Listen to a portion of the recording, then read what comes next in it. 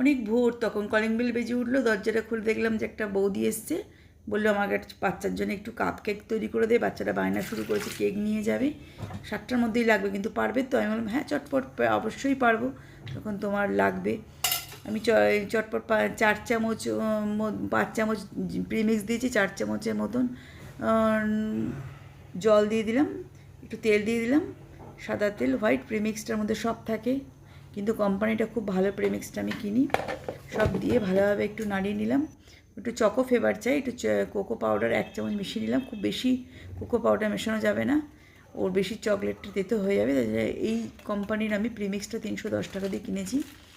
প্রিমিক্সটা মিশিয়েছিলাম। এরপরে আমি একটু ডার্ক চকলেটের মধ্যে মিশিয়ে নিলাম। ব্যাস, আমাদের কেক রেডি।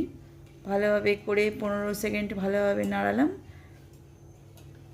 চকলেটটা মিশিয়ে আর একটুখানি নাড়িয়ে নিলাম। কিন্তু এটা একভাবেই নাড়াতে হবে, এদিক ওদিক করা যাবে না। এভাবে নাড়িয়ে আমি দুটো বড় বড় সাইজের কাপ কেকের মোল্ডের মধ্যে, এই কাপ কেকের মধ্যে, যে পেপার কাপ কেকের মধ্যে আমি দিয়ে সুন্দর কাপ কেক তৈরি করে নিলাম। 25 মিনিট মধ্যে আমাদের কাপ কেক রেডি। অবশ্যই এটা গ্যাসে করেছি, কোনো ওটিজিতে করিনি। অবশ্যই তোমরা ছোটো ছোটো বাচ্চাদের জন্য রেসিপিটা ফলো করতে পারো। এটা ময়দার করলে খেতে অতটা ভালো হবে না, একদমই ভালো হবে না। আমি বললাম প্রিমিক্সটা কিন্তু খেতে খুব সুন্দর। এবং এইভাবে বাচ্চাদের ডেকোরেশন করে একটু চকো চিপস দিয়ে দিলাম ঠিক নামানোর 10 মিনিট আগে। একদম সলিড, ভালো ওজনের হয়েছিল।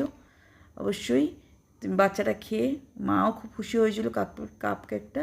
এবং গরম গরম দিয়ে দিয়েছিলাম, আর 1 সেকেন্ড 2 সেকেন্ড ফ্রিজে রাখতে পেরেছিলাম, ডিপ ফ্রিজে ঢুকিয়ে নিয়েছিলাম। অবশ্যই রেসিপিটা ট্রাই করতে পারো ঘরে, কোনো কঠিন না। প্রিমিক্সটা খুবই ভালো, ডোনাট টোনাট সব কিছুই বানানো যাবে। অবশ্যই রেসিপিগুলো সব আমার পেজে পেয়ে যাবে। কেকের রেসিপিটা যদি ভালো লাগে, ডিটেলসে জানতে ইচ্ছা করে, তবে অবশ্যই কমেন্ট করো, তোমাদের ভালোভাবে আরও শিখিয়ে দেবো।